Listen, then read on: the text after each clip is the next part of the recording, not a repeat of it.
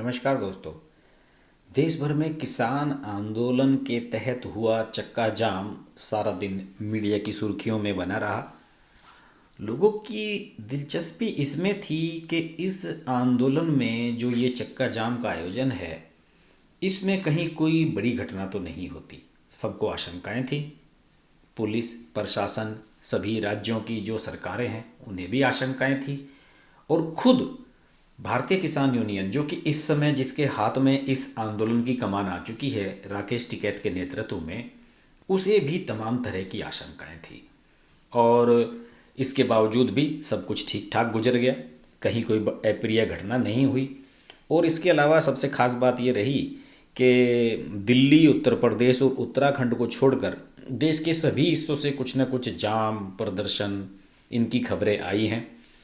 और मैं थोड़ा सा आपको डिटेल में आगे बताऊंगा कि कहाँ कहाँ क्या क्या हुआ। हालांकि इतना कुछ उल्लेखनीय कहीं हुआ नहीं। और 3 घंटे का था, 12 से 3 बजे तक। और इसे सक्सेसफुल कहा जाना चाहिए, क्योंकि शांतिपूर्वक निपट गया और सक्सेसफुल निपट गया। यहाँ पर एक सवाल सबसे बड़ा ये है कि जब पूरे देश में चक्का जाम की बात की गई थी, तो भारतीय किसान यूनियन ने, राकेश टिकैत ने अंतिम समय में 24 घंटे पहले 5 फरवरी की शाम को उत्तर प्रदेश, दिल्ली एनसीआर और उत्तराखंड को इससे अलग क्यों कर लिया। सारे देश में हुआ प्रदर्शन, मुंबई से भी खबरें आ रही हैं, दूसरे राज्यों से भी खबरें आ रही हैं, लेकिन ऐसा क्यों हुआ, इस सवाल का जवाब आगे तलाशेंगे। और बहुत महत्वपूर्ण जवाब है इसका। इसकी बहुत खास वजह है जो मैं वीडियो में आगे बताऊंगा। फिलहाल जो मैं आपको बता दूं कि इसमें क्या क्या डेवलपमेंट हुए हैं। किसानों का जो प्रदर्शन स्थल पर इंटरनेट बैन किया गया है, ये मामला सुप्रीम कोर्ट में पहुंच गया है और इसके खिलाफ याचिका दर्ज की गई है कि ऐसा क्यों किया गया है। इसके अलावा महाराष्ट्र में प्रदर्शन काफ़ी ठीक ठाक रहा। वहाँ पर कराड़ इलाके में 40 किसानों को हिरासत में भी लिया गया। और कराड़ में कोल्हापुर नाका है, वहाँ पर जो है ये जाम लगाया गया था। इसके अलावा पंजाब और हरियाणा में तो इसका अच्छा खासा असर देखने को मिला ही। दक्षिण भारत में भी चक्का जाम ने असर दिखाया, जैसी कि खबरें आ रही हैं। और तेलंगाना, केरल, कर्नाटक, बंगाल, यहाँ भी पता लगा है कि किसानों ने जाम लगाया।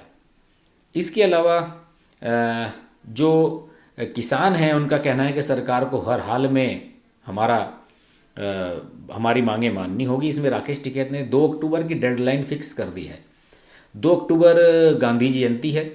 और इस बार जो आंदोलन है उसकी खास बात क्या मुझे नज़र आ रही है, खास बात ये नज़र आ रही है कि भारतीय किसान यूनियन, जो कि पश्चिम उत्तर प्रदेश का एक बड़ा संगठन रहा है और हमेशा बड़े बड़े आंदोलन करता रहा है, वो इस बार थोड़ा अलग तरीके की राजनीति, एक अलग तरह का स्टैंड लेकर चल रहा है।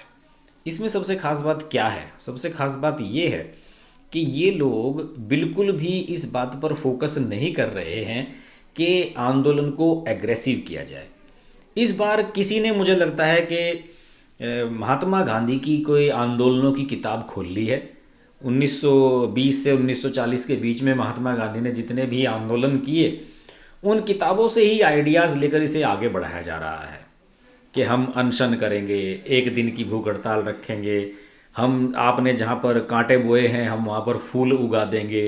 एक तरह का बिल्कुल अलग तरह का स्टैंड लेकर इस बार किसान यूनियन इस आंदोलन को लेकर आगे चल रही है। और सभी जगह से पॉजिटिव रिस्पांस इसके प्रति आ रहा है। कुछ लोगों से मेरी बात हुई है जो किसान आंदोलन को नज़दीक से देख रहे हैं, उनका कहना है कि इस बार किसान आंदोलन उस तरह का किसान आंदोलन नहीं है जैसा पहले हुआ करता था। सड़कें रोक दी, ट्रेनें रोक दी, जाम, प्रदर्शन, हल्ला गुल्ला, धरना प्रदर्शन, ऐसा कुछ नहीं है। और ये केवल जो गाजीपुर में और टिकरी बॉर्डर या फिर सिंघू बॉर्डर पर दिल्ली के आसपास प्रदर्शन हो रहा है, इसको एक सिंबॉलिक बना दिया गया है। और इसके साथ साथ किसान संगठन ये भी देखने का प्रयास कर रहे हैं कि इस आंदोलन को, कृषि कानूनों के खिलाफ जो ये आंदोलन चला है, इसे पूरे देश में कैसा रिस्पांस मिलता है। इस पर बहुत खास लोगों की नज़र बनी हुई है। और यहीं से जुड़ी हुई है वो चीज़ जिसके बारे में आपसे मैं शुरू में कह रहा था। उत्तराखंड, दिल्ली एनसीआर, उत्तर प्रदेश, इसको इससे अलग क्यों रखा गया चक्का जाम से, मैं बताता हूँ। 26 जनवरी को जो कुछ हुआ दिल्ली में लाल किले में वो अप्रिय था। इससे खुद किसान यूनियन और ये जितने भी संगठन हैं, संयुक्त किसान मोर्चा, सब हक्के बक्के रह गए। इन्हें आशंका थी कहीं ऐसा फिर ना हो जाए। हालांकि सुनने में आया है कि पंजाब में कई प्रदर्शनकारियों ने आज भिंडरावाले के पोस्टर लहराए हैं और किसान यूनियन और जो संयुक्त मोर्चा है उसे ये भी आशंका है कि इसकी आड़ में खालिस्तानी सपोर्टर अपने आप को फिर से रीएस्टेब्लिश करने की कोशिश कर रहे हैं। और यही वजह है कि अब इस पे पुलिस प्रशासन और सरकार के साथ साथ खुद किसान संगठनों की भी नज़र है कि ये गतिविधियां आंदोलन की आड़ में बढ़ने ना पाएं। इसके अलावा मैं आपको बताऊं, जो सॉफ्ट कॉर्नर रखा गया, जैसे कि दिल्ली के आसपास ईस्टर्न पेरीफेरल है, वेस्टर्न पेरीफेरल है, यहाँ पर काफ़ी ट्रैफिक चलता है। यहाँ पर बताया जाता है कि किसानों ने जहाँ जाम लगाया 3 घंटे, वहाँ पर लोगों को चाय पानी भी पिलवाई और हाथ जोड़कर माफ़ी भी मांगी। ये एक अलग तरह की सोच दिखा रहा है। ये दिखा रहा है कि सब कुछ अलग हो रहा है, सारा कुछ पिछले जो आंदोलन हुए हैं उससे भी बिल्कुल अलग है। वहाँ पर ईस्टर्न पेरीफेरल पर ट्रैक्टर और ट्रक ऐसे खड़े कर दिए गए थे और रास्ता रोक दिया गया था 12 से 3 बजे तक, और इसमें से एम्बुलेंस को पास होने दिया गया। आपको याद होगा कुछ ऐसी खबरें भी आई थी कि जो गाजीपुर वगैरह पे जहाँ तंबू लगे हुए थे किसानों के, वहाँ से तंबू हटाकर एम्बुलेंस पास कराई गई थी। ये सब कुछ चीज़ें दिखाती हैं कि आम जनता को इनसे जोड़ने के लिए किसान कितने डेस्परेट नज़र आ रहे हैं। और यही वजह है कि राकेश टिकैत ने अंतिम समय में उत्तर प्रदेश, उत्तराखंड और दिल्ली एनसीआर को इससे अलग रख दिया। दिल्ली एनसीआर में अगर फिर कोई घटना होती तो किसानों के लिए बड़ी अप्रिय स्थिति पैदा हो जाती, 26 जनवरी की तरह। 26 जनवरी पे इतना बवाल हो गया था, इसलिए दिल्ली एनसीआर को इससे मुक्त रखा गया। इसके अलावा दिल्ली एनसीआर में पहले से ही किसानों के प्रति सपोर्ट काफ़ी है। यहाँ पर तो सारा इनका जमावड़ा ही है और यहाँ से तो सारे देश में प्रभाव है। मीडिया यहाँ पर इतना फोकस कर रहा है, सारा दिन मीडिया वाले वहीं पर पड़े रहते हैं, तो इसलिए इन्हें दिल्ली एनसीआर में हाईलाइट करने की जरूरत नहीं थी। सवाल उठता है कि उत्तर प्रदेश और उत्तराखंड में क्यों नहीं चक्का जाम कराया गया। मैं बताता हूँ। जब आप दिल्ली से चलते हैं उत्तराखंड की तरफ, गाजियाबाद, मेरठ, मुजफ्फरनगर, सहारनपुर, रुड़की, हरिद्वार, देहरादून, मसूरी, यहाँ तक आप पूरे इस रूट पर जाते हैं, इस हाईवे पर जाते हैं।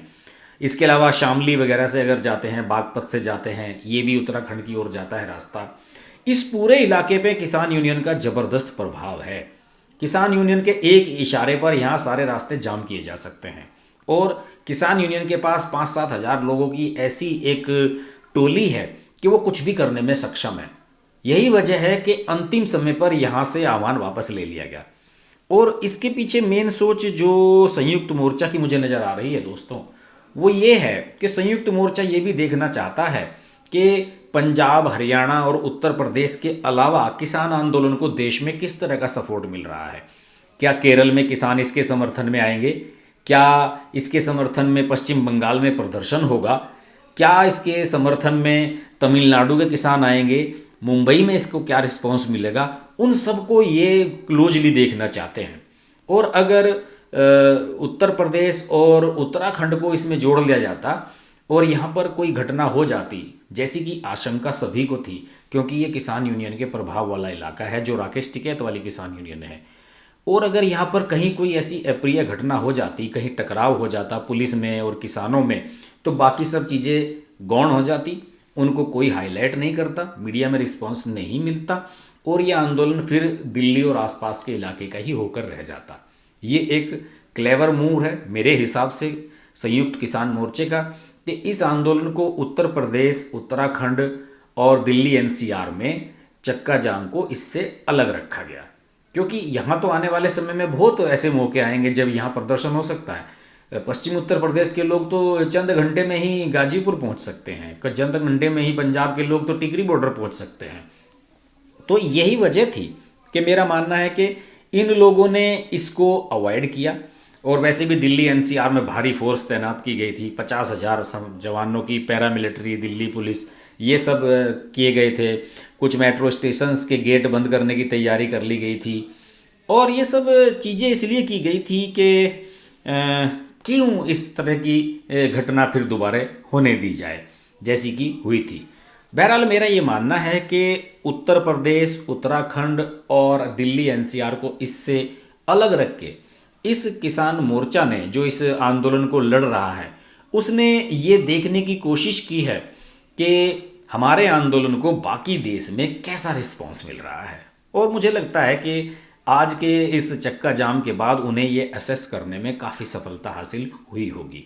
बहरहाल आने वाले समय में कुछ ना कुछ घटनाएं, कुछ ना कुछ मूवमेंट इन इलाकों से जरूर होगा। इस पर हम नज़र बनाए रखेंगे। आप देखते रहिए हर्ष की बात लाइव। नमस्कार।